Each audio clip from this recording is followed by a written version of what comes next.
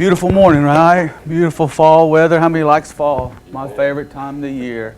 Not much on winter, not much on summer, but I do love fall. I don't think you might be on. I don't think you're on. You're not on. No. There's no speakers in here. There's no speakers? Oh, okay. Well, I already explained Well, my name is George Roach. I am the Director of Vocational Programs here at Cherokee Nation with Career Services. My main job is to help students, participants, clients who wants to go 2 years of vocational training. And I always say that I love my job because, you know, the college or the high schools, they gear everybody towards get their ACT prep up and go to college. They prepare that. Well, not too many schools will get them ready for vocational technical schools. And you know, I always say, college is not for every high school kid. It's not. We need plumbers, electricians, heat and air, all sorts of technical school, linemen. I can tell you stories after stories, 2 years or less, that they can make a good living wages with technical and vocational school. But that's what I do. And I have about 13 counselors will come, and if you need anybody from high school graduate to whatever the age and they need technical assistance, please refer them to us. Okay, we'll try to help as much as we can. But that's not what I'm here for. That's just part of the job that I do. I'm here today to talk about the new Cherokee Nation Health Clinic. Okay, it's not a hospital, it's considered a clinic. 469,000 square feet. It's humongous. You guys maybe drove by there. I don't know if you've been in there. It's not open yet. It's tentatively to start open October the 7th, week from today. Why am I here? Well, that's where I want to get the word out. We're looking for some volunteers. Two types of volunteers, and this is what we're calling them. One of them is called greeters. And if you don't mind, I'm gonna hand this out. Please grab one and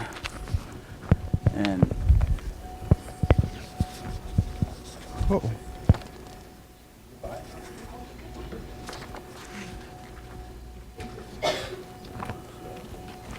I think I should probably have enough coming through there that way.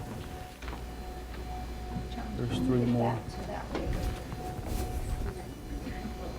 Again, 2 things. One's a greeter, and one of us is a wayfinder. Okay, and I'm going to talk about the greeters first.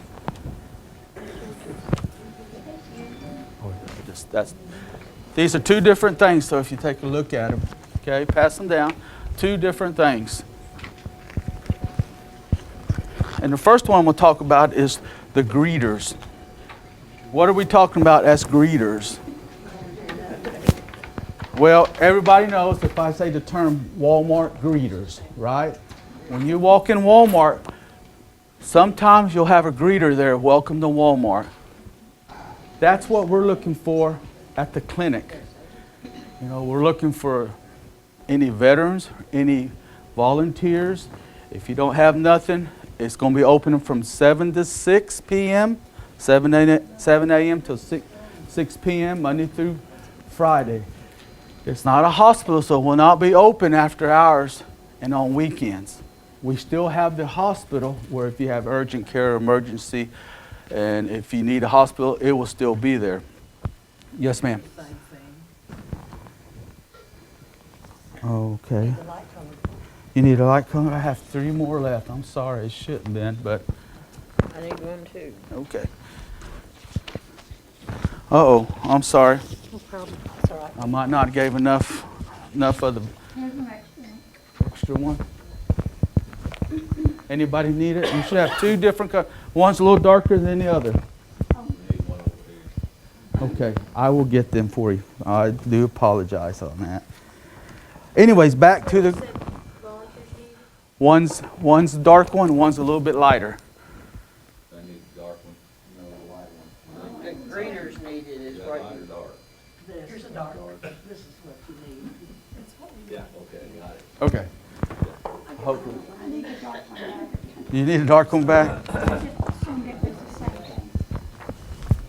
No, you need the lighter one, I think. Do we have one extra? Yeah. She didn't get one. Go ahead. Most like to. Okay, now we got that out of the way. You should have a lighter one and a darker one. Okay? A lighter one and a darker one. If you don't have a lighter one, I apologize. I'll get it to you. Okay? First one, I want to talk about the lighter one. If you don't have it, I'll talk about this and I'll give it to you shortly. Again, back to the greeters. You guys know what Walmart greeters are. They greet people. That's what we're looking for at the new clinic. There's 3 entrants, and we're asking for volunteers to come to the clinic on your time, whenever you can do it. You don't have to be there from 7 to 6. If you can come in and do it for a couple, 2-3 hours, that would be great. Okay? We are going to feed lunch for the greeters. We will help you and give you a lunch on that every single day, Monday through Friday. If you can only come once a week, that's great. If you feel like you can help out with 5 days a week, which we don't expect that'd be great. But if you can, perfect. If you can only do it for a couple hours, great. If you want to do it for 4 hours, whatever you can do, we're going to take all the help we can. But we will feed you, probably between 11 and 12, 11 to 1 p.m. Yes, ma'am? Do you have to be a Cherokee speaker? No, ma'am. No, ma'am. I'm going to bring that out. You do not have to be a Cherokee. We just want you to help. More likely, the people who are going to help possibly will be Cherokee because they have an interest in our clinic. Okay? You'll get to be able to see that. It's very beautiful. A lot of arts. And starting next Monday, we were told that that's when it opens up. We're going to have a lot of people coming in. So all you're going to have to do is welcome. We'll give you a script to read. You'll probably remember it's not going to be nothing. Hello, good morning, if you get there in the morning. Welcome to our Youth Health Clinic. Glad you're here. Now, mainly that's all you're going to do. Okay? We're trying to get some stash. You know what I'm talking about? You see Miss Cherokee, Miss USA, but it's going to have something, we don't know what we're going to put on it. So you can be identified. Okay, when you walk in there. You might have 3 or 4 at a time come in, so just say hello, how you doing? If we have some who are disabled, you're welcome to come. Do what you need to do to help us out. We will have 3 people at each clinic. It's kind of like the volunteer coordinators. You kind of tell them, hey, my name is so-and-so. We definitely want you to contact this person so we can put you on a list. Okay? Put you on a list. But when you get there, you'll have a person to contact. They'll put your name in, how long you like to work for. But we want you to call ahead so we can schedule you guys in there, okay, if you can. If you can. Again, the only thing that we can provide will be lunch at this time, okay? Any questions on the greeters? It's pretty simple. Yes, ma'am? As some college students, can they get their community service hours? That's my next thing I was going to talk about. Good question, good question. But that's what the greeters, okay? We're looking for a retired person, veterans. You don't have to be. We're just asking if you want to help out a couple days. And it's going to go for October, November, December. That's all we're going to try to do for. I know it's as we get towards the winter, it's going to be probably colder and slick. And if you don't want to get out, that's fine. But if you can help out in the month of October, 1 day a week, that'd be great. We'd like for some help on that, okay? Okay. Any questions on that, on the greeting part? When you get there, our coordinator's going to tell you, give you a script. It's something simple. Again, welcome. Glad you're here. And we'll go from there, okay? The next thing I want to talk about, volunteers needed, wayfinders, okay? What are wayfinders? Well, that's just a word that we use because the clinic is so big, it's 4 levels. Nobody knows where the dental department, the x-ray, the lab, yes ma'am, thank you. Wherever you need to go, nobody knows. Might not even know where the restrooms are. First thing probably a lot of people want to go when they get there, unless you see it.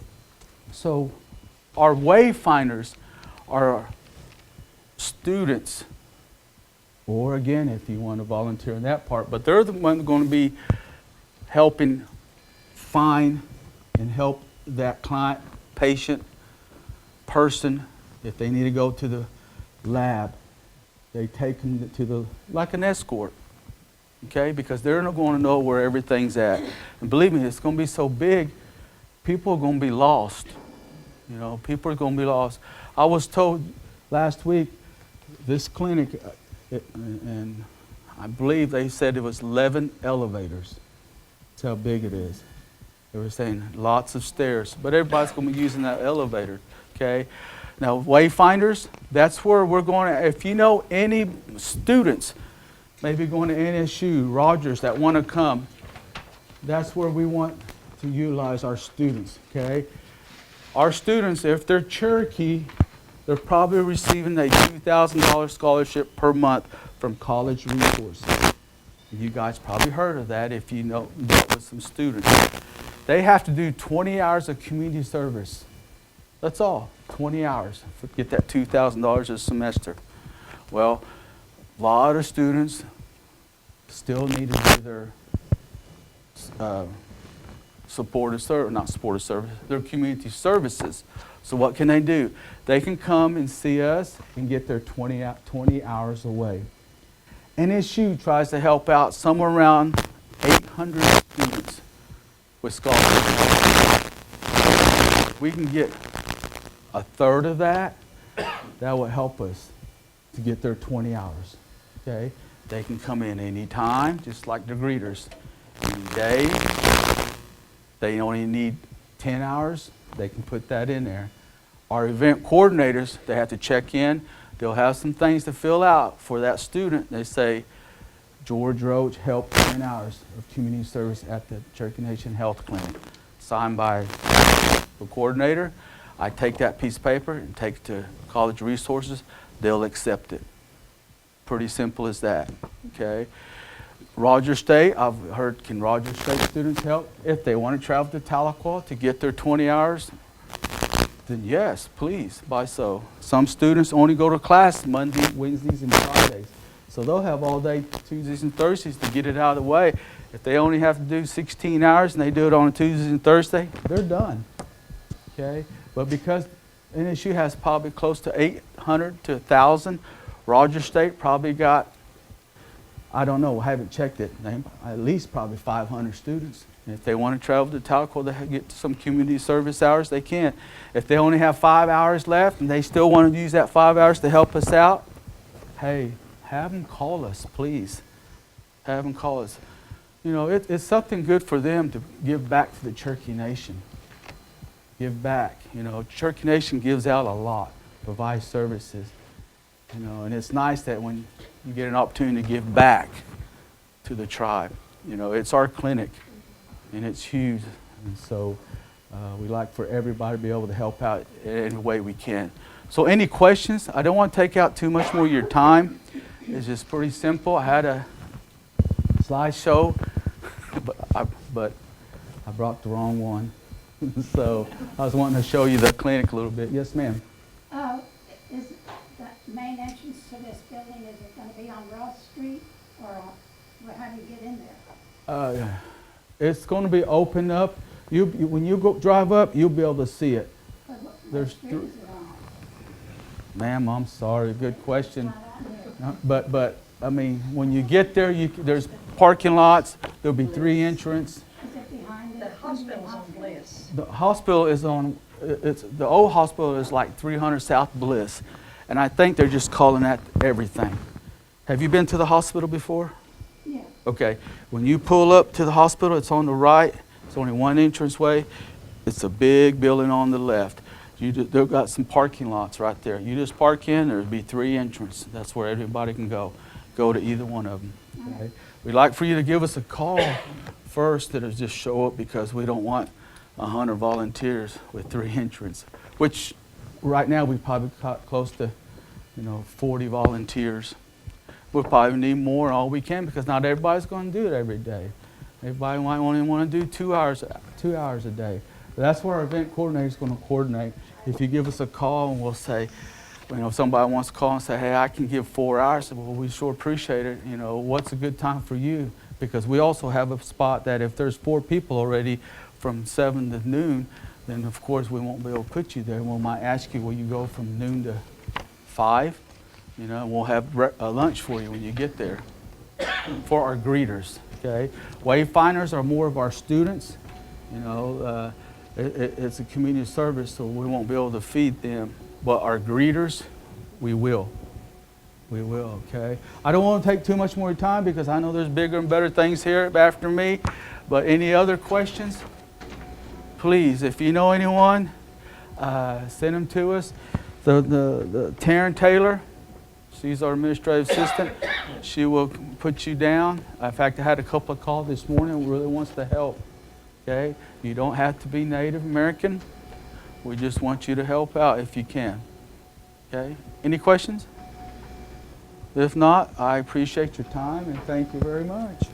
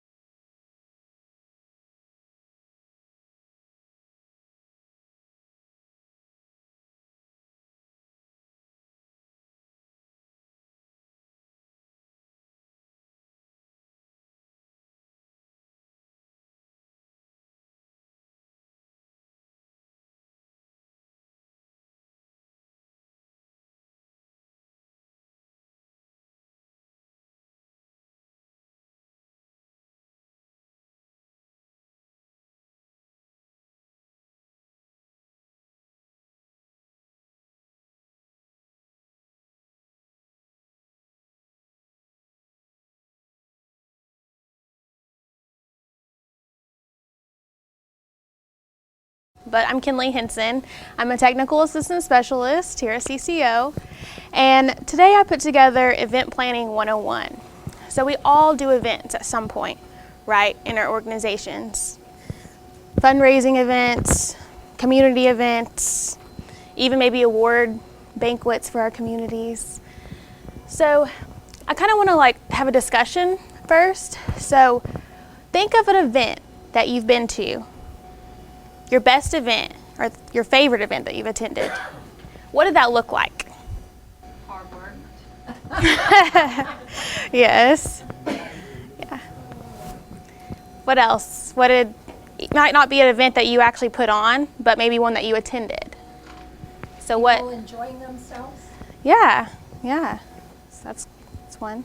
Anybody else? Eating going on? Yeah, food. We have to have food at these events. Everybody likes to eat, so. Very busy and very hectic. Yeah. As some of them. Yeah, always. Think about the worst event you've been to. What did that look like? A lot of work and poor turnout. Yes, that's definite. Anybody else? Bad weather. Yeah, bad weather. That can really put a damper. Maybe disorganized. Maybe if you went to an event and it was completely disorganized. Nobody knew what they were doing. Nobody knew where anything was, Yeah. who was supposed to do what, Yeah. why they were there.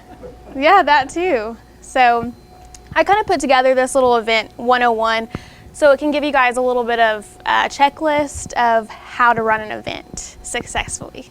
So let's get started. Oh, and also in your packets, there is a checklist. I put that together this morning for you guys to look at. And you can take that back with you, and whenever you do events, you can refer back to that checklist and check off. So you're saying you Thanks. probably prepare these before? Yes. Yes. So we're going to go with our agenda. So I'm going to talk about the pre-event, so goals and objectives, develop an event concept, recruit your event planning team or committee, create your event budget, planning process and the planning timeline checklist, which is what I gave you guys. And the one that you guys have is really more in detail than what I'm gonna go over, so it actually explains each process for you. The other thing in the agenda is the post event. So we're gonna go over what to do for your team after your event, what you need to be doing. Do we have that sheet somewhere? I don't know. I don't have an agenda. The agenda? Oh. Did you? I don't think, they no, I just gave, yeah, this is my agenda, what I'm gonna be talking to you guys about today. Yeah. So also I'm gonna talk about for the attendees. So what are you guys gonna be doing for the attendees after your event? And I'm also gonna give you guys 5 marketing strategies. I think that will really help your event process to promote it. And I'm also gonna give you guys 7 event tools for nonprofits. So these tools are free that you guys can use for each nonprofit. So I'm gonna explain those and go over those. So the first thing whenever we're gonna start with the event planning process is the why. So we have to have the why. That's the reason why we are doing this event. And these are some examples of why we might have an event. Are we hoping to raise money? Are we trying to meet new supporters or forge new connections? Are we wanting to increase awareness for our cause? Are we hoping to attract new people or educate people on new initiatives that our organization is going to start?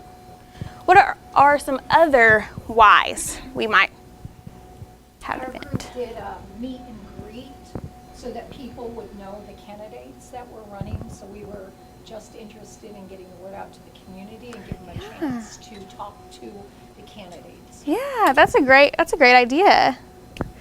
Anybody else have any, maybe why you might put on an event? At our last open business meeting, or was it business meeting, we posted on Facebook, and we thought we were really getting the word out that we were having ice cream social. Mm-hmm. Nobody showed up. Yeah, Just our group. yeah. I don't know what to do. Yeah, that's a hard one. And I'm going to talk about some of that. We're so behind you. Well, I'm going to talk about some things that we can do maybe to hone in on our attendees or where we're looking for that target market for our community. So I'm going to talk a little bit about that as well. We would like to be interested in knowing how many people have liked Facebook. Facebook family out there can have 500 likes and all these comments is, I get off work at 4 o'clock, I'll do this, do that, and I'll be buying, I can't wait. And nobody comes off of Facebook. And I'm just curious as to whether anybody else has that issue. Does anybody else have that issue? Well, from the training that we did, it said Thursdays are the best days to send out. So on Thursday, I just slam it all day long. Yeah.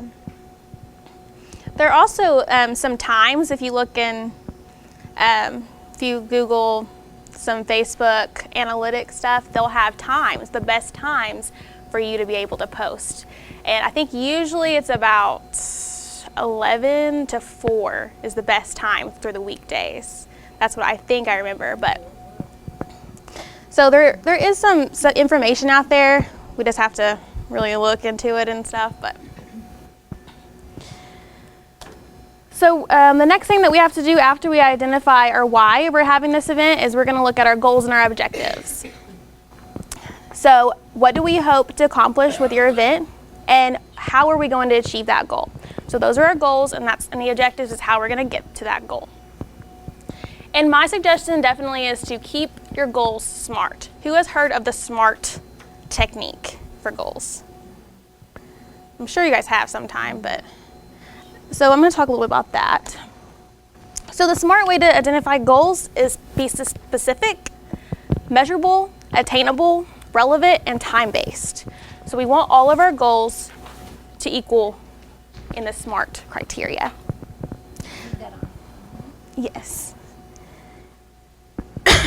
I'm going to give you guys some examples too. So if we say, I just want to have an event and I want it to be successful, that's not really targeting this specific, measurable, attainable, relevant, or time-based. We can say, I want my event to generate more revenue than last year. That's a little more specific, that's a little more measurable. And another way that we can use our SMART goals is, instead of saying, I want my event to generate more revenue, we can say, I want my event to generate 100% more revenue than last year. So that's even more specific. And the reason why we want these goals is so that after our event, we know if we succeeded or not. So a lot of people like to glaze over the why, the goals, and the objectives, but those are really important to your event planning process. Don't not do goals. And then to make it more relevant or attainable, we might say, I want my event to generate 30% more than last year, right? That might be a little more attainable than 100%. So just keep them SMART. And also we have our target audience. So in this pre-planning process, we're doing our why, our goals and objectives, and our target audience. So we have to know who we're targeting our event to. So a lot of people say, I want to target my event to everyone. I want everyone to come. Well, that's a great idea, but that's not realistic, right? So we have to do the target audience. So we're going to look at our past attendees and our current supporters. That's where we can look and see who's coming to our events, who's supporting us, and we can look at those type of people, right? We could say maybe women over the age of 60 are more likely to attend our events than young kids, right? So we know that our target audience might be that generation and that specific. We can also look at who's attending similar events to ours. So we're looking at people in our community, other organizations in our community, or if we don't have organizations in our community, we're a really rural community, we're our only organization, we can look at other organizations that are like a couple communities over or something, that they're doing something great, they're getting a lot of turnout. We can look at them. We can see what are they doing, how are they doing it, and attend those events. Go to those events. It's okay to go to other people's events and look and see how they're doing events. And also consult with your board and your members. So consult with them and find out what other people are thinking. Maybe my idea is different than my other board member on what target audience we're having. So we're gonna have all of our members' wheels turning and we're finding out, and together we're gonna find our target audience. So make sure you're consulting with them and send out surveys to your mailing list. So we all have mailing lists, right? I'm assuming we email stuff out to our community members. Do we? Does anybody have mailing lists?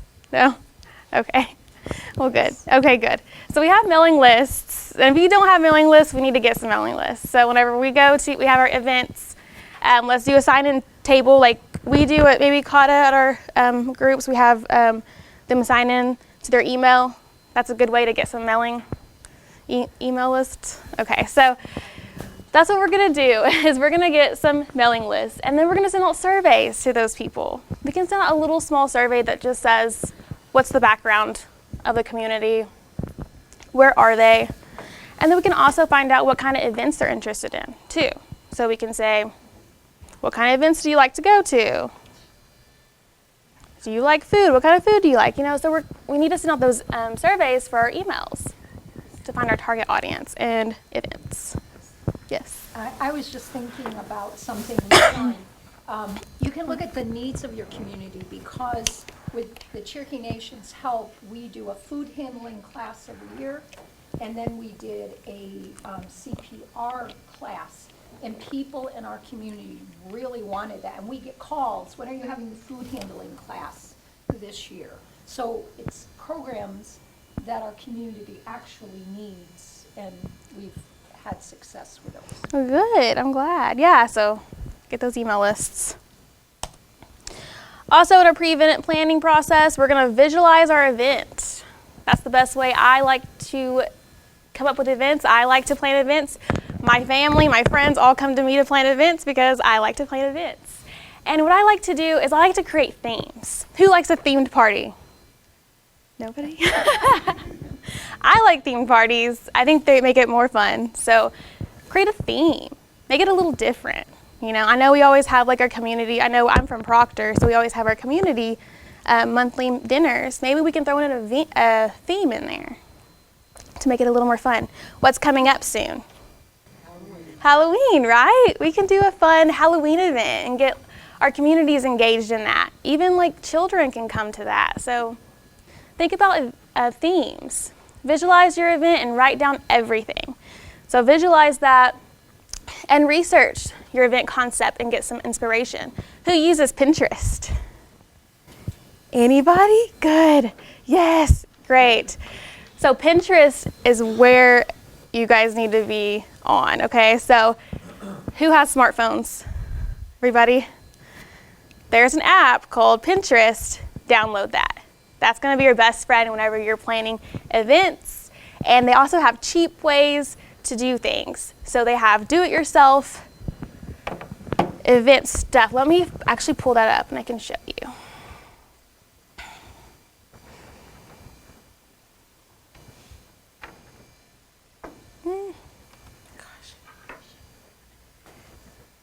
Okay, look, so I put in Halloween birthday parties for kids. That's what I'm looking at right now. And look, oh. Never mind. I don't know why that didn't do that. Okay. Does anybody know how to work this? No? Okay. I don't know. Yeah, now it's frozen. Okay, there we go. Well, anyway, Pinterest, download it. It'll be your best friend. Make vision boards. That's another idea. I like to get together with my friends and make vision boards because that's how we can come up with some great ideas. Who has made vision boards before? No, they're so fun. They're basically like this. They're you just find a bunch of old magazines, cut out some things that you think, and plaster them on a board, and then you have your vision board. And it's a really fun thing to do. Maybe you can do it with your communities. Is that vision board for the whole year or just that one event? You can do it for the whole year. You could do it for just that event. It's up to you guys. You can even do it for your life goals. Make a vision board for what you want to do for the year. So I don't know what's going on with this. Hello, anybody? No. Oh, wait. Okay.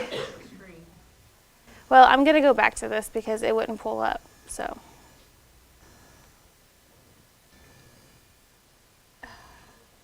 I don't know, it's messing up. Now it's like stuck, so I don't know.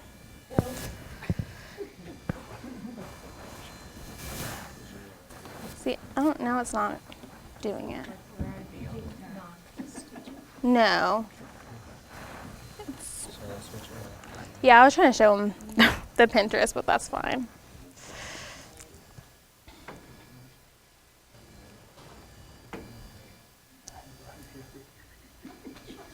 This is technical difficulties. Sorry. Take a 5.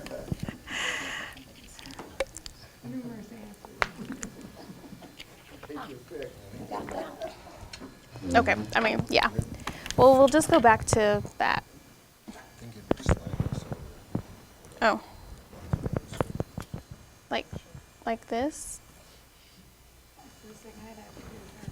Oh no.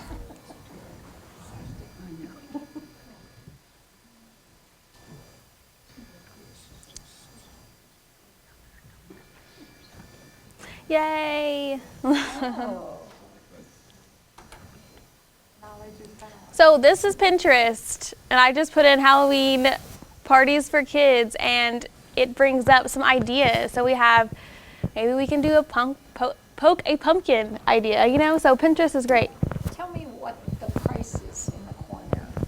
Oh, I don't know. I think when you click on it, if you click on it, it might take you to that whole, you can purchase that whole kit or something. But you don't have to. You can, sometimes some pictures will have like do it yourself, like how-tos. Those are screenshots.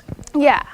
Boards and stuff. Oh. They post those things they make. Oh, okay. Yes, so anyway, now I don't know how to get back. What about can you just click off Pinterest at the top, just exit? Yeah, it's, Will it let you do that? my screen's different than that screen. I don't know what's going on. That's like some of the things I might have. Okay, I'll just have to do this. There you go. Okay, well, anyway, now we're moving on to organize your team. So, anyways, yes. So, we're gonna organize our team. So, do you guys have a event planning committee on your boards? Yeah, officers. That's good. Yeah, come get a event planning committee going. Get a team. It doesn't have to be people on your board, but it can be people on your board, or it can be community members that are just really good at event planning. So we're going to organize our team. Some key aspects of team building is establish an effective leader, make team roles clear, define expectations, team communication, and host team meetings. So what makes an effective leader? One who can make up their mind. Yeah, right, yeah, you need someone to make decisions. You don't want somebody that's indecisive. Knowledge about what the problem is, what your solution could be, Yeah, choices. yeah. So you definitely want to, that could be you, that might be you, or that might be somebody else in your board or your community. Someone who can delegate. Yeah, someone that can delegate. Someone that is good at not taking the whole responsibility for everything and dictating things. And One thing that our group did is we have garage sales and fundraisers every year. And so we have someone that's in charge of the book sale, the fundraiser, and then someone that's in charge of the garage sales. yeah, So that's great. Yeah, that's a good idea too. So think about that.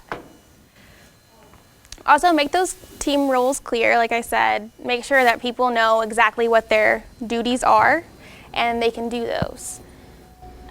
Define expectations. Make sure that they know exactly what they're doing. And then the team communication, decide how you're going to communicate with your team to get everybody there. How do you guys communicate? Do you guys communicate by phone, text? Both? Yeah. So sometimes if we're a big organization, we might have a lot of people on a committee. So I think a good way to communicate would be a communication app. If you guys know how to get a communication app on your smartphone, that would be a great tool to use too. Yeah, true. Especially my age. True, very true. So I guess that just depends on, yeah, it definitely depends on your community. So, yeah. And then host your team meetings. Make sure you're having monthly team meetings, and make sure that as it gets close to your event, you're having them at least once a week for a month. That month before, make sure you're having them once a week. And then I kind of put together this little, I found this on the internet, but it kind of mainly, it shows you the basics. Sometimes, you guys might have different coordinators, but for the most part, you'll have an event director and you'll have subcommittees. Is this how everybody's runs? Do you guys run your committees like this? No? So maybe that's something that we can do. we wish we had that many volunteers. Right. Yeah, right. So you might not have this many coordinators, but you might have like 2 or 3 or something. But basically, this is how our team event planning should run. We should have a coordinator for each different department. So we might have a promotions coordinator. That's somebody that takes care of all of our publicity, all of our advertising, all of our media liaison, right? And we might have somebody that does just our merchandising, that handles all of our sales or gets all of our t-shirts to sale, right? So make sure we're delegating like that. That's a good like way to look at it. So budget is so important, so important. Why is our budget important? Because usually you have very limited budgets and you need to use your money wisely. Yes. Results. Yeah, so we don't want to go belly up just on one event, right? So we want to make sure we're, make sure we're budgeting good. So we're going to list income. That's mainly what we're going to do first, is we're going to list what income we're having coming into our event.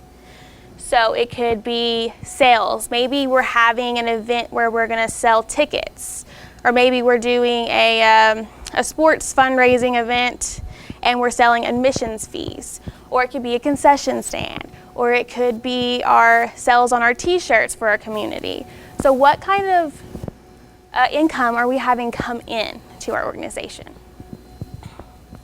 Then list our expenses. So list everything down to your postage stamps, to your paper that you're using to print these invitations, or even rental fees. So I know a lot of you guys have community centers where you might have your events, but some of us might not, or maybe we want to use a different location. So look at those rental fees and make sure we're writing those down. So everything. And a pro tip I have is have a 5% to 10% cushion. Make sure we have that cushion, so just in case. You know, we never know what's going to happen. So make sure that we have that cushion. And when in doubt, overestimate everything. Say it with me. When in doubt, overestimate everything. Well, expenses, everything, basically. So we're going to create also an emergency fund. So how many of you guys do emergency funds whenever you are planning your events? None? Tell me why we need an emergency fund. Emergency for what? I mean, we're having a book sale. Mm-hmm. So for your emergency fund, it's more like if we run out of something. So Money on hand. yeah, we have money that we're going to be able to take that money and go purchase what we need last minute. So if we run out of food, we gotta go run to the store. We gotta have that emergency fund to make sure that we stay under budget. So keep it updated. Make sure in our planning process, everything is subject to change. So make sure that we're updating our budget as we're making changes. Try to have as much donated as possible. So think about in-kind donations or services. So do you guys use in-kind donations or services? You do? What kind? What do you just? Please. Yeah. So a lot of places will donate stuff. I think Reese's might be one. I think I've. What is the grocery store? For the hot dog. Yeah, I'm not where I agree with how bad it is. So for our Conic Trail, had to make body parts, and they donated all the meat holders. Oh, cool. Uh-huh. Donated me all those holders. That's cool. Yeah. So see, that's one expense she didn't have to go buy. So use those in-kind donations. They really will help. And if you're having an event, maybe you can go to a local store and get water. Sometimes people will donate water to your organization. One thing, I'm in a small community, Stillwell, and I feel like the stores get nickeled and dimed to death. So I'm very reluctant about asking, maybe I don't mind going once a year, but I just know they're just giving, and I don't want them to think every time I'm coming in, I'm looking for something. Yeah. Go in there. They What? write that off. Quit worried about that. Yeah. And if you have like selling hot dogs and stuff, Sonic will donate the hot dog holders for you. Yeah. Yeah, a lot of times Sonic will give you all the funds you need to do. And I think Yeah. the paper Just go in cups. there. You just go over too. there and see, they were like, we just better give her some so she'll go away. And then something. Maybe I better have you on my camera. Yes, yeah, she's a good person to have. So yeah, let's move on. Okay, so I gave you guys in your little sheets of paper I gave you an event planning budget example, and it's blank, so you guys can write in, or you can get on Excel and make one similar to it. It has everything from the event proceeds to miscellaneous, promotion, has all kinds of things in it. So that's a great template for you guys to use. So our exercise 2, if you guys got exercise 2, while we're talking about budget, it has resources. So I wanted you guys to kind of brainstorm with your organizations, or if you're by yourself, just think about some places that you can use as a resource to help you in your events. So how many minutes do we have? We can just do 5. Just Wait, John, you're with us. Yeah, for this exercise. I better be up, I want to get a ride back home. Long walk. Right. John, do you have this paper? So we're talking about All right. yeah, like your resources where you can get funds or in-kind donations or sponsorship.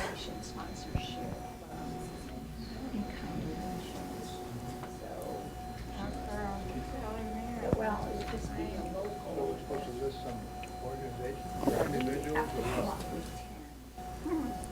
But a local community. You want us.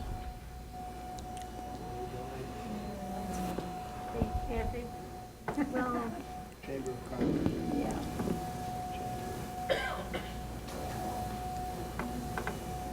It's on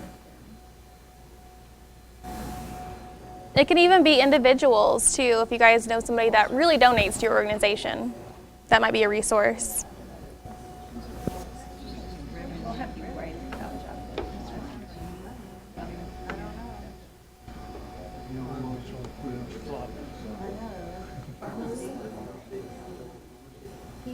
That's our go-to. He puts our.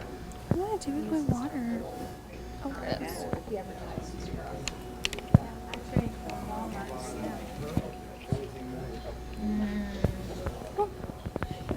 Sorry. Revenue, are you asking about money or other items? Yeah, it could be in-kind donations. It could be just money that gets donated to your organization for your event, or sponsorships, somebody that you go to. Donations? Yeah, even that, yeah. I'll have you get some, the cut actually for our, John. You got yours already? Yeah. Sort of. Yeah. Appreciation. Okay? All right, and then. 20 hours to go. Donation. Yes, pay a donation for 20 hours. Do you, Is that counted as a donation or in-kind? so you do services and then they'll pay you? Services. And actually Cherokee Nation pays for people Right. 20 hours. Kind of like for like the youth people too, like where you do like work. Okay, and you get the And 20. elders. Yeah, you get And so we have 200. a lot of elders that come and want to donate. Oh, that's good. Yeah, I mean, are they helping at your event? Sometimes, yes. Yeah. But they also help at our center. Okay. Just to come in and just Yeah. for the day. So yeah, that might be like a resource to help, like as in volunteers, maybe. Yeah, for your events. That's what we're thinking. No, you don't have to. I mean, if you feel like you want to, go ahead. But you don't have to. Oh, did you not get one? One time along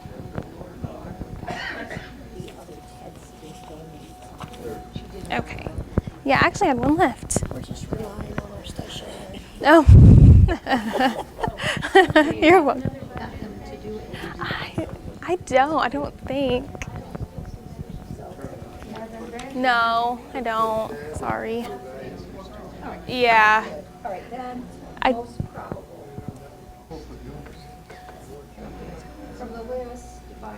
those forms of revenue into each of those probable. Yes, so let's look at, Okay, yeah. let's go ahead and bring it back. Bring it back, bring it back. Everybody, let's go ahead and direct your attention this way. So what did we find out about doing this activity? Do we have a lot of resources in our organization? Found out we had more than I thought. Really? Good. Sure, I thought enough to live. Good. What else? Anybody else find out? I haven't hit these people up. There you go. Yeah. So sometimes just sitting down and just writing out people that you have or organizations that might be resources to your organization.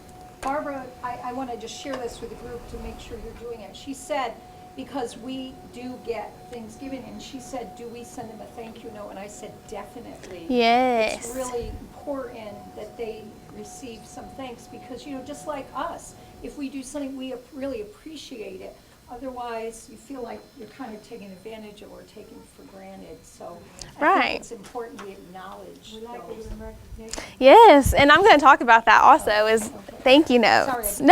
No, that's good. Yes, definitely do that.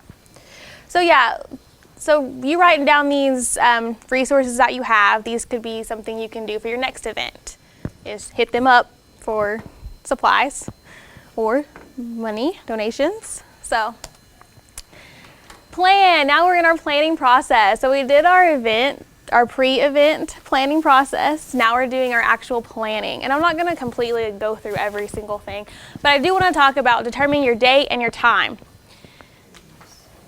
Why do we need to make sure that we have a good date and a backup date?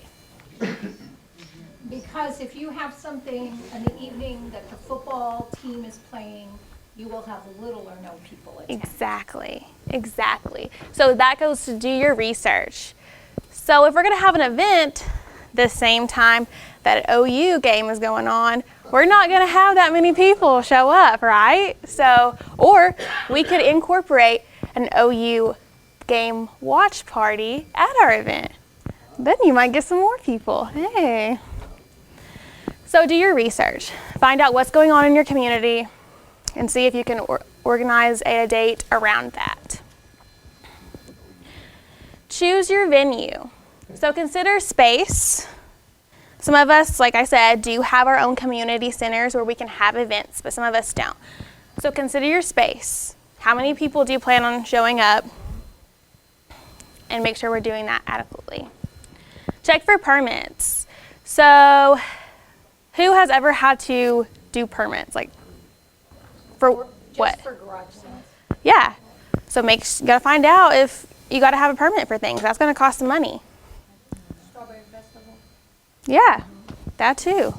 If you're having a block party or something in your community, you might have to get a permit to have that street cut off, right? So. Actually, in our community, you need to take it to the city council, so you really have to plan ahead so that they can approve it. There you go, yeah. So some of those things we don't think about. We think, oh, we can just have something and not worry about anything, but we kind of have to think about permits. Check that out first. And hidden fees. Look for hidden fees. Think about an outdoor event. Are you thinking about an outdoor event? We got to have a backup plan for an indoor event. So have you guys ever had an outdoor event and you had to move it indoors? Yeah. Really? So what'd you do? We just jammed out inside. Good. Did you have a plan, like if it rained that day, we would go inside this community building or something? Well, we figured out it was going to rain after we'd already had planned it for a while, and so we just gone ahead and moved it. Yeah, well, that's good. Yeah, so make sure we have a backup, indoor backup plan. Parking and handicap accessibility. So make sure that we are going to have handicap accessibility to get into our venue or for our event.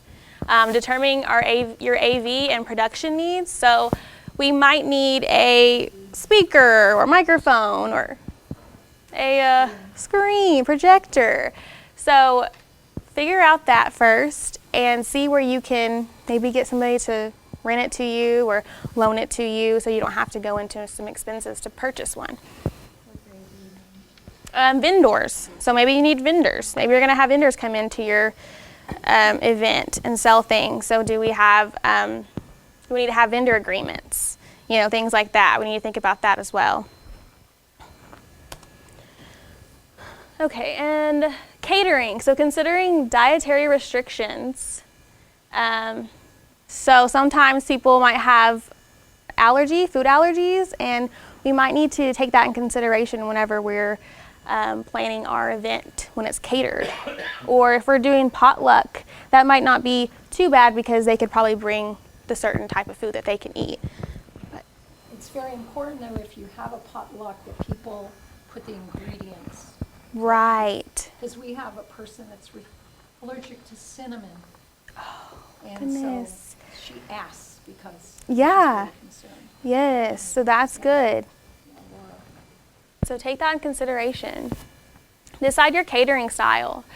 So we might not have barbecue food, or we might, depending on our target audience, at a black tie affair, right? Yeah.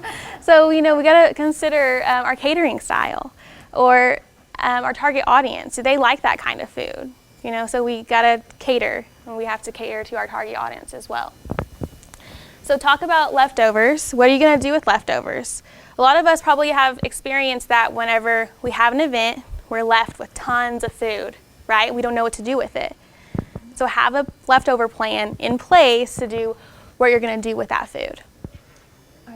I might just share that what we've done sometimes in some of the groups that I'm in, sometimes we will take it to the police station or to the jail, or if you have a senior center, we've taken some of the food to senior centers. Yeah, that's a great idea.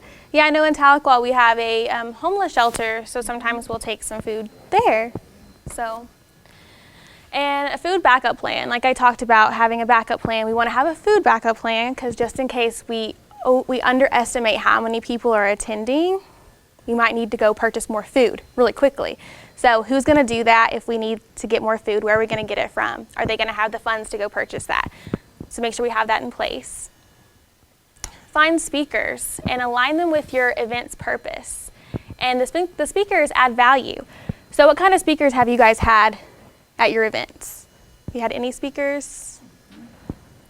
We had an insurance agent that sponsored us and donated food, the main portion of our food. And then he also spoke to people about flood insurance and various things. That's great because Illinois River gets flooded. So yeah, that aligns with your purpose and it aligns with your community. So yeah, that's great to find someone that speaks about that.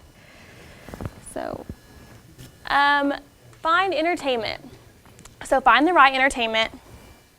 Have you guys had entertainment? You said you put on concert, right? So what did it take to put on that concert? Did they do it for free or did you have to pay? Well, we do it because so we had the tornado in 2016, so I call it the Red Roof Twister event now. So at first it was to raise money for, to help us get back on our feet after that, to kind of do appreciation for everyone who did come out, because nothing had been done. They just all came out and helped clean up, and nothing was done for appreciation or to start and show the community that we were going forward. And so it started out as that. And so I try to get bands to do, benefit things, and I use them because if they have big Facebook, I use them as a marketing tool to push to their people, to get more people to come to our community. Yes, So that's I do great. different types of, I'll do gospel and rock or alternative and blues, and I just do like various types of music so that we can get different types of people together. Yeah, that's a great idea. So they did it for free, kind of. Well, that's good. So yeah, whenever we're thinking about entertainment for our communities, we might have them do it for free or ask them if they will donate their time. But sometimes they might not, so we are going to have to request a talent fee, how much they're going to cost to get them to come. Technical and hospitality writers, they might have those as well. And Vince, can you talk about some technical writers? Does everybody know what technical writers are? What they require, what materials you need to have, speakers or. Yes. That's pretty much it. I mean, you can go around the head. Yep. Depending on the group, the size of the group, I've dealt with technical writers that have been 30, 40 pages, but you know, I've been in a larger entertainment industry anyways. But for what you guys will be working with, I very seriously doubt that will mess with technical writers, or technical writers probably wouldn't have that be that big of an issue for you all. But a lot of times artists do request certain things. Maybe if an artist is traveling, they may not bring guitars, or they may not bring certain instruments.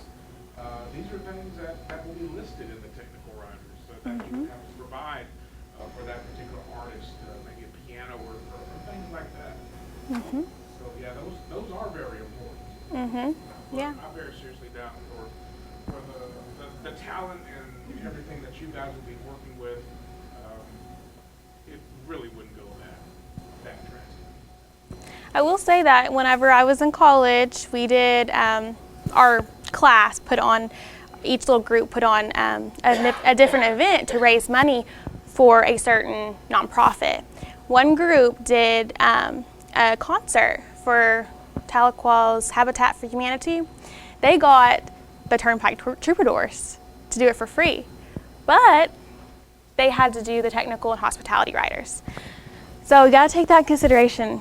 And because sometimes if you get big names like that, like Vince said, you probably won't, be messing with that many big names. But in the case that you do, that the fact that they might have a connection to your organization or your community, they might do it. So what you're saying is free is not always free? Yeah, free isn't always free. So you got to check the fine print on things. So. We do request a technical writer and a hospitality writer put more effort into that technical writer. A hospitality writer is just pretty much a wish list. A lot of times I just threw away the hospitality writer because I was paying these people and I was giving them what they wanted as far as technical stuff to have the show go on. But whenever it comes to, I have seen crazy stuff in those hospitality writers. Oh, that's just crazy stuff. Yeah, it's crazy. But whenever it comes to the writers, really the main one is those technical writers. Those hospitality writers really are just kind of on the back burner. So yeah, so add it up.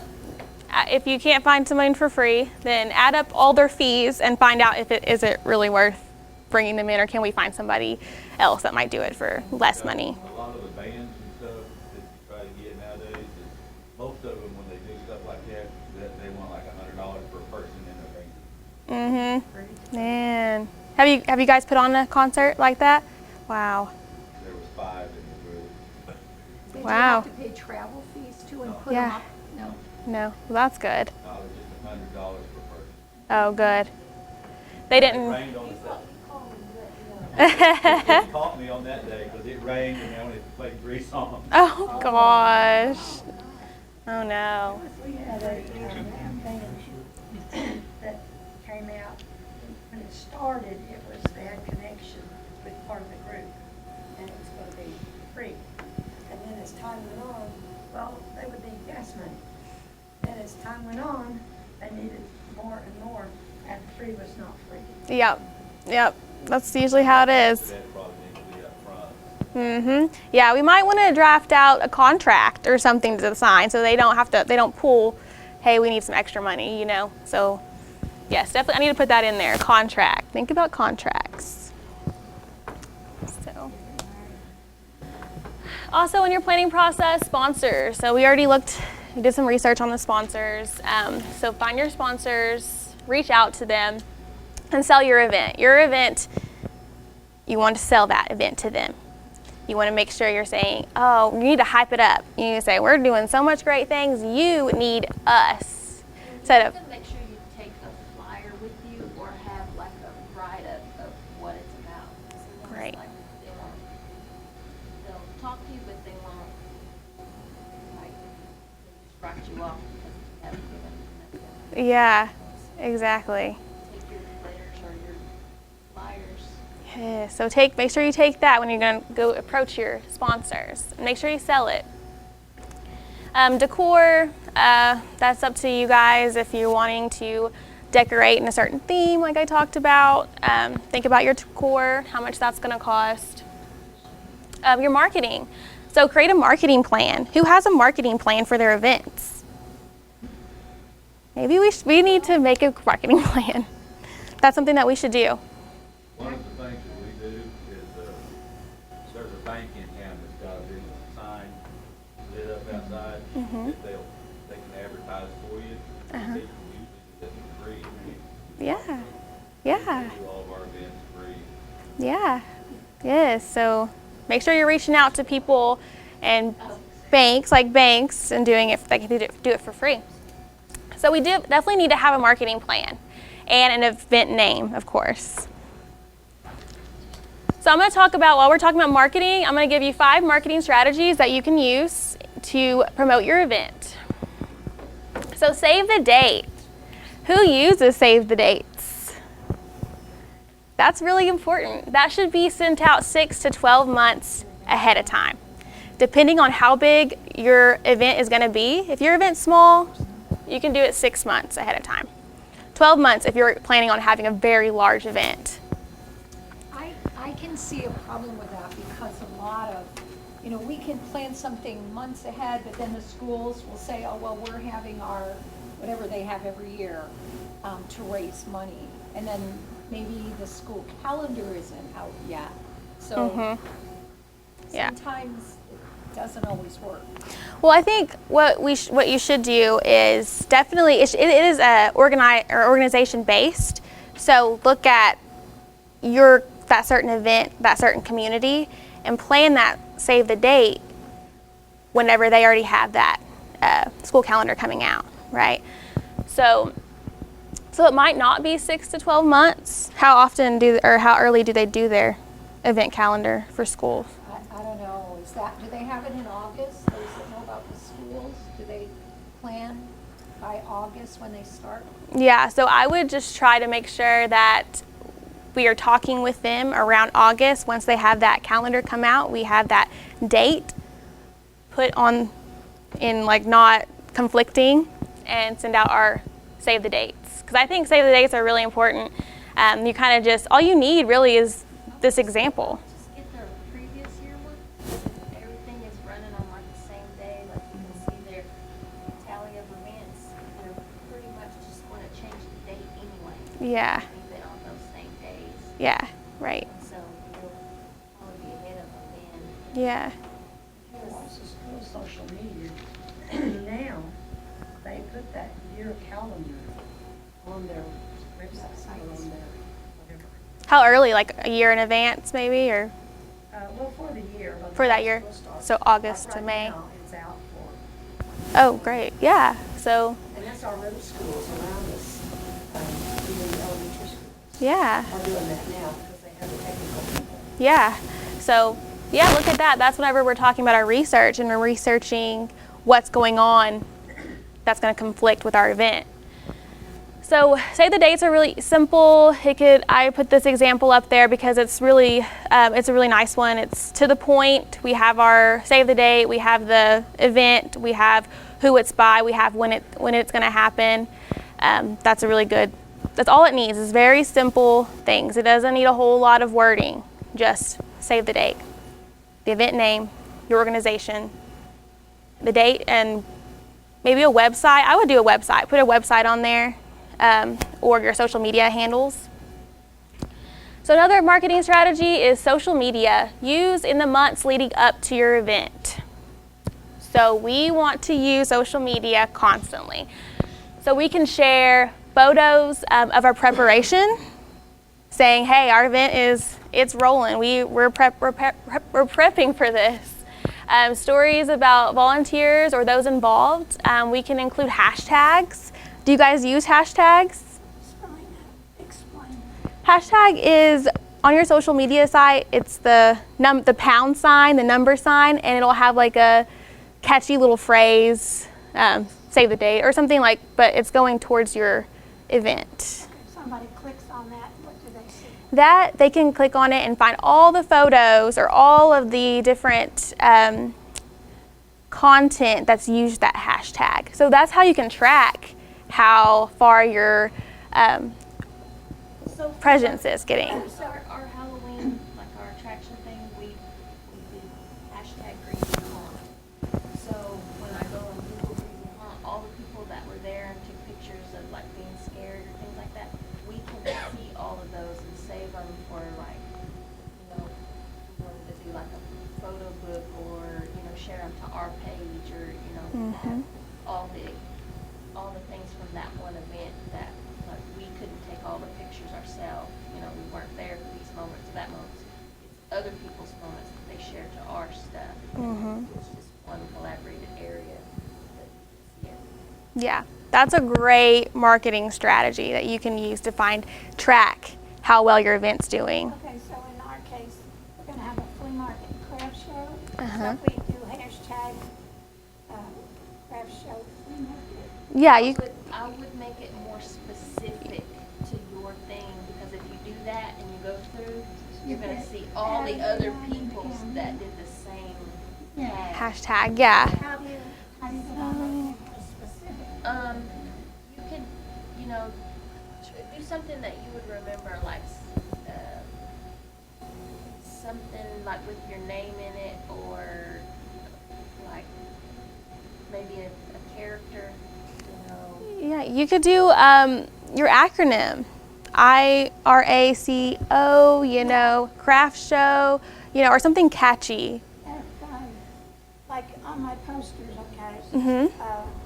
Spreading them, said we have to start throwing everything out, use our acronym, or whatever you call it. Oh yeah, well, on the hashtag, that's okay to use your acronym because your hashtag should be short or not super like, you know, drawn out. Make sure there's no spaces. Yes, no spaces in your hashtags. But we can talk. I'll talk to you after this. I'll show you some hashtags. So countdown graphics are also really good social media things to use leading up to your event. You could say big graphic of a 2. So 2 weeks is in 2 weeks. Our event is in 2 weeks. That's a good idea. Email marketing, use that periodically. Make sure you're not flooding everybody's emails, but you're sending them periodically. So you're sending them when you have event updates or interesting details. And word of mouth, that's still a big marketing strategy to use. Some people say it's not, it's dead, but no, word of mouth is still good. We can hype that up to everyone and their dog. Have you guys heard that expression, everyone and their dog? Yeah, we want to hype up our event to everyone that we see. So we're like a walking marketing billboard. Yes, so.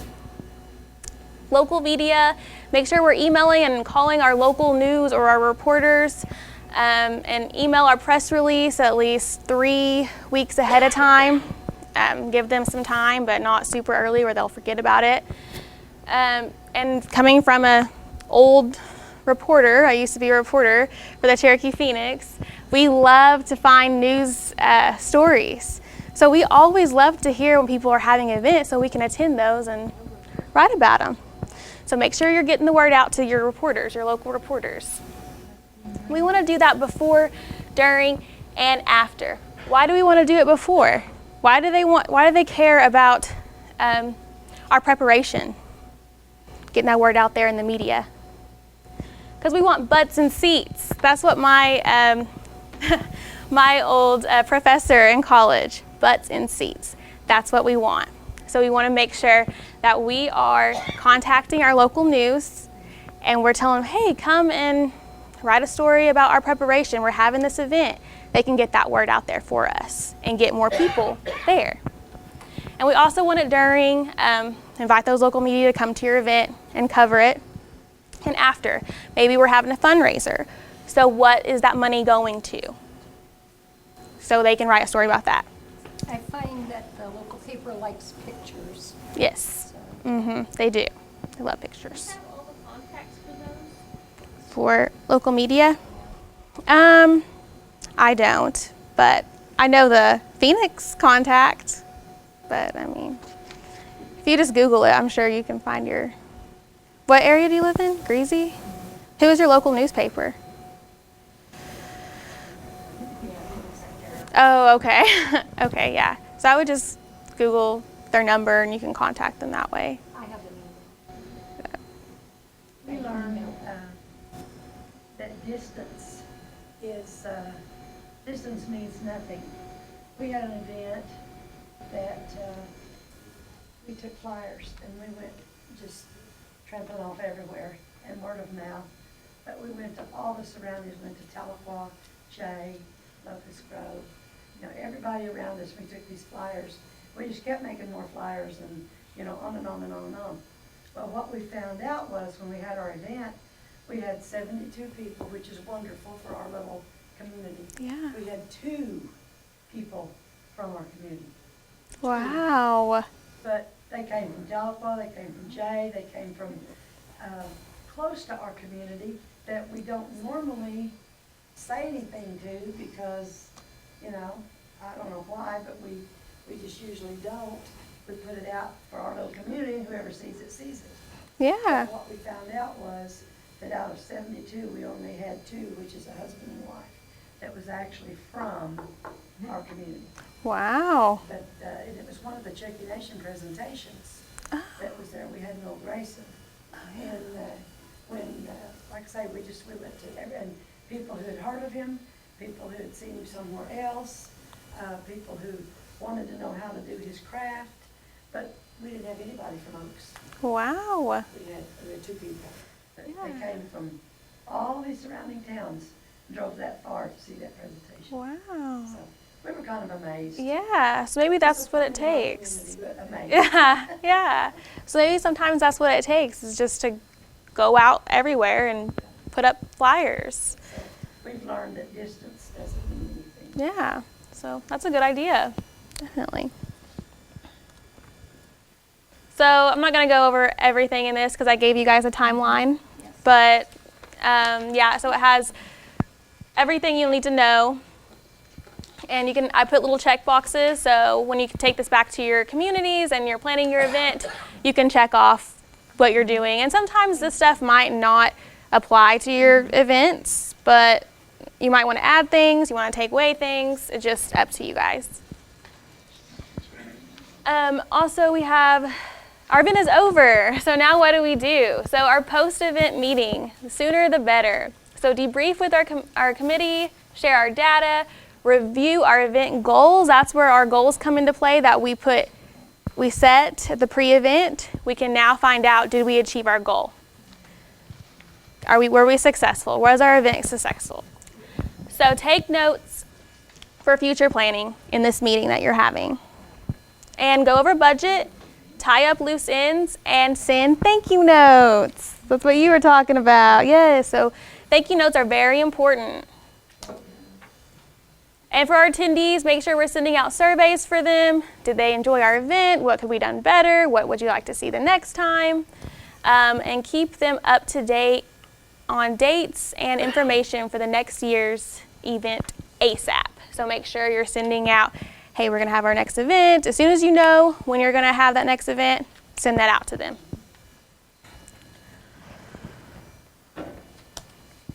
And the thank you. I want to talk a little about the thank you. Who do we thank?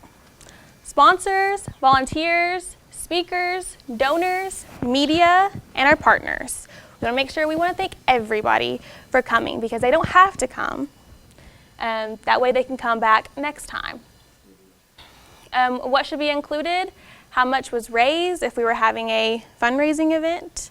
How their donation helped. We can say maybe we purchased 500 tables that our community was needing. You know, just let them know what their money went to. And be personal. Make sure that you're being personal with them, sharing stories of people maybe we've helped. So in the tornado thing that Chewy had, or Chewy? Greasy. So with the tornado thing, did you guys have people whose houses might have got destroyed and you had to let people know? Maybe you shared those stories on your media? Did you share stories of like people that houses might got destroyed and how maybe your donations that you had from like concerts and stuff helped them? No, I think it was just our community building that got took away. Oh, really? Was it just a community building? So maybe we could share stories about the community building, how that helped and what you guys replaced and what you fixed. That can be shared on social media to gain a bigger presence because people want to know those things.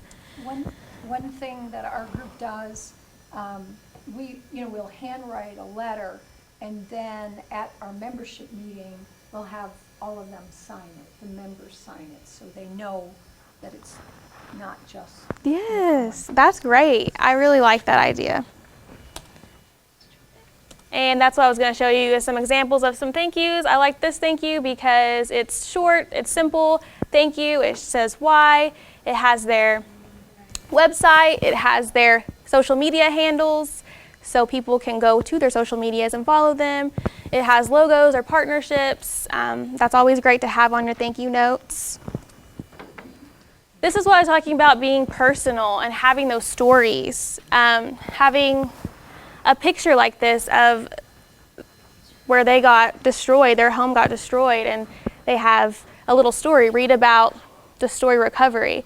So they can click that and go to their website and read that story of how those donations helped that specific person. And also what Grace was saying, signatures. Those are always great to have on your thank you notes, is hand signatures. Those are always nice. Also, 7 event tools all nonprofits should be using. So Eventbrite, who uses Eventbrite? So Eventbrite is a ticket selling, so people that want to put on concerts, they have tickets. So you can share your event straight to Facebook, and people on Facebook can go and buy tickets straight from Facebook post using Eventbrite. And that's free to nonprofits if you have 501c3. I don't know. Did you put in your 501c3 status? I don't know, when I went to do the event for the marijuana thing, it had that on there. And when you go in to where it says like collect your money or something, it asks for you have a PayPal or something like that. Okay.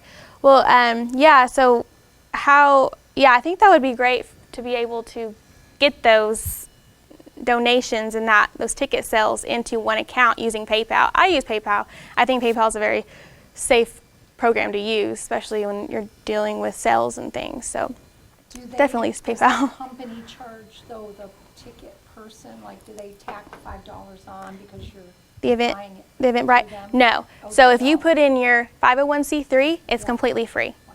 So it'll ask you, if you go Google Eventbrite for nonprofits, it'll have put in your 501c3, and they'll make it free for you.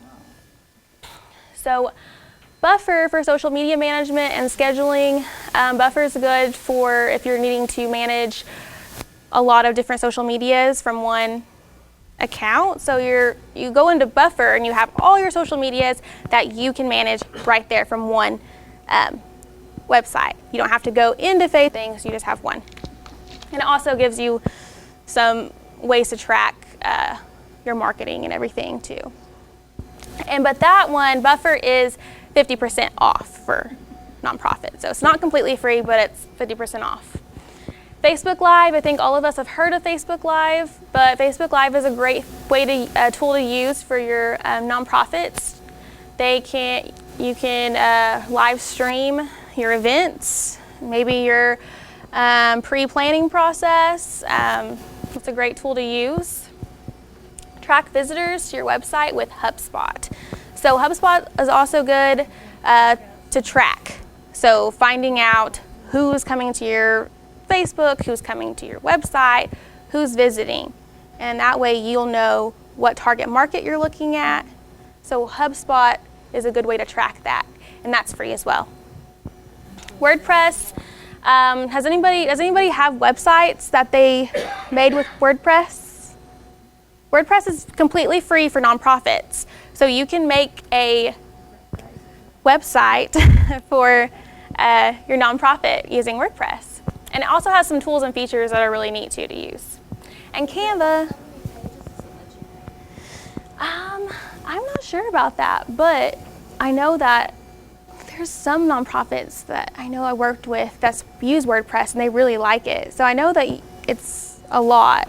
You can use a lot of pages with that. But it's not something that you go in and find a feature and then you have to get the coding and then put it in. Oh, no. This is not coding. Yeah, so this WordPress is really easy to use and functional to use. So. And Canva for nonprofits. Does anybody use Canva? Because you guys should. Let me tell you guys about Canva. I use Canva all the time. I use it in my stuff. So things like this I use Canva. And Canva is free, and you can make grade A flyers, thank you notes. You can make anything you want. You can make Facebook posts, graphics. And for nonprofits, it's free. You can, yes. And you also get, with nonprofits, you get a Canva Pro. So you get additional features than I do, because I'm not a nonprofit, but you guys will. It's a great thing. I wish I could show it to you guys, but I can't. But anyways, Google Canva, use it. It's great.